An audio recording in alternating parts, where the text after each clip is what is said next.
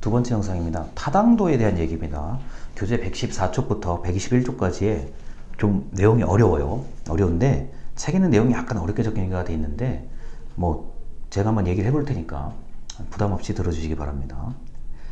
자, 이 타당도는 신뢰도와 같이 측정 반복성, 반복 측정의 가능성과 일관성하고는 약간 다른 개념이에요.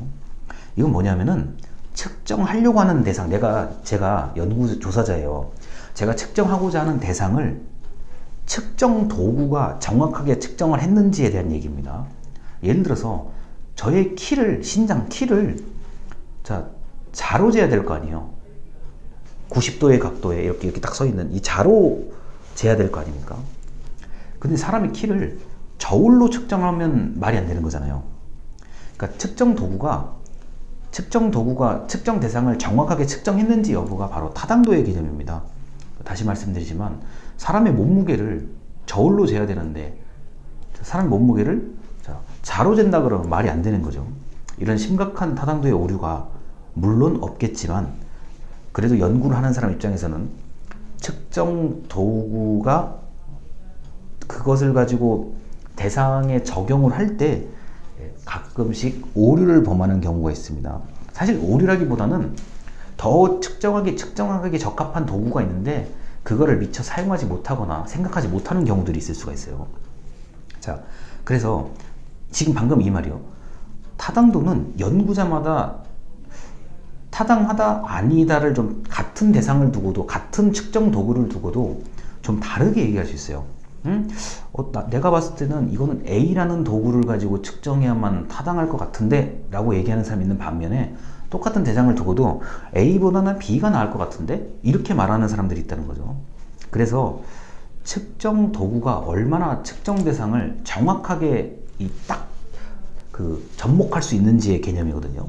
그래서 타당도에 대해서는 특히 우리가 이 연구조사자들끼리 개념이 합의가 안 돼 있거나 뭐 내가 알고 있는 개념과 네가 알고 있는 개념이 다르다 그러면은 당연히 연구의 절차, 방법, 그 내용, 기본적인 그 틀이 달라지게 돼 있어요.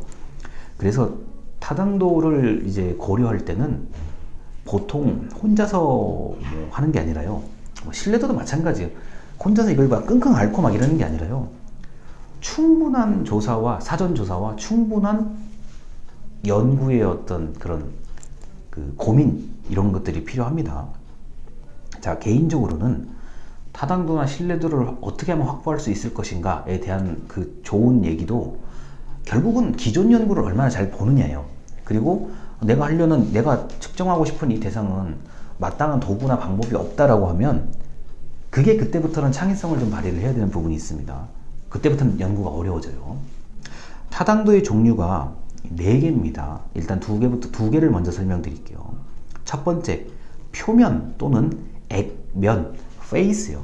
예, 표면 타당도에 대한 얘기인데요. 이거는 개념 정의가 명확하게 되었는지를 두고 이거는 개념이 다소 불명확하기 때문에 측정 대상을 정확하게 파악하기가 어려울 것 같아.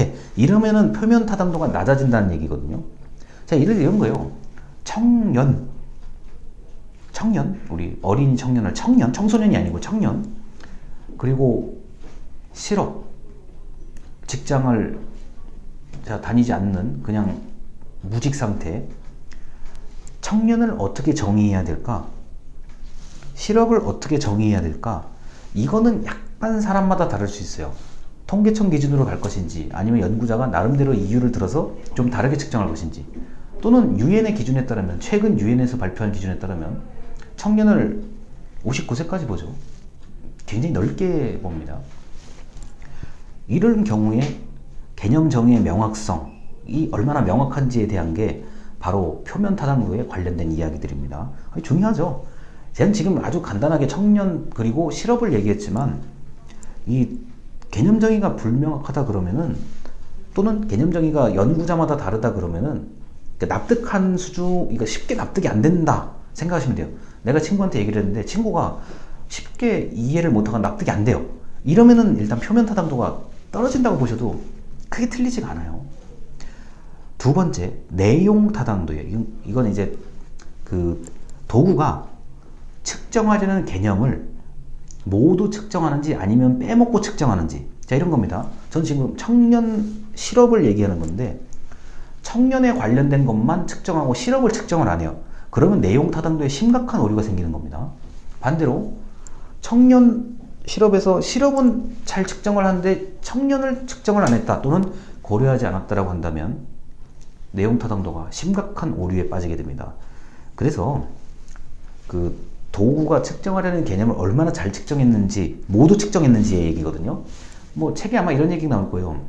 뭐 기말고사 시험범인데 그 시험범이 골고루 문제를 내야만, 고르게 문제를 내야만 그 학생들이 잘 배우는지 안 배우는지를 알 수 있다. 그런데 뭐 교수가 좋아하는 부분만 내고 관심 있는 부분만 문제를 출제하고 나머지는 버렸다라고 하면은 내용 타당도가 떨어진다고 볼 수가 있죠.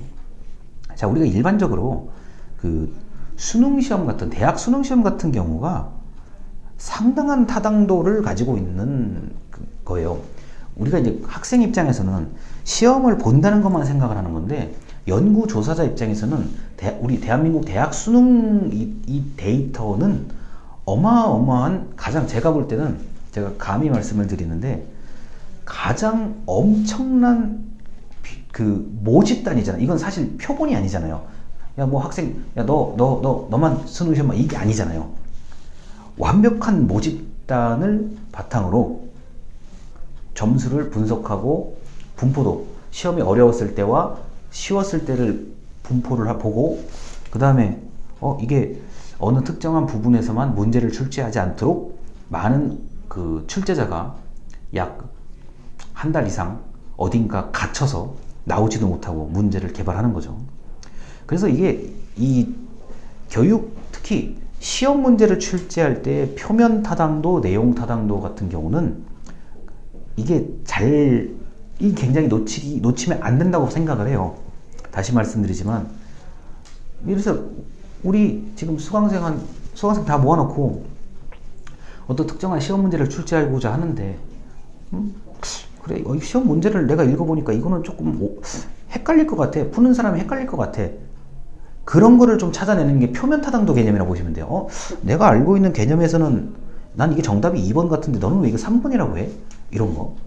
그 다음에, 야, 이거 문제 다 출제했는데 왜 이 단원, 이 장과 절에서는 왜 출제가 안 됐을까? 이런 건 내용 타당도의 검색이거든요. 그래서 타당도는 한 사람의 머리보다는 여러 사람의 머리에서 좀 의논을 해야만 좀 더 빠진 것을 잘 찾을 수가 있습니다. 자, 그래서 일단 타당도 전반부를 여기까지 하고 후반부를 또 뒤에서 말씀드리겠습니다. 감사합니다.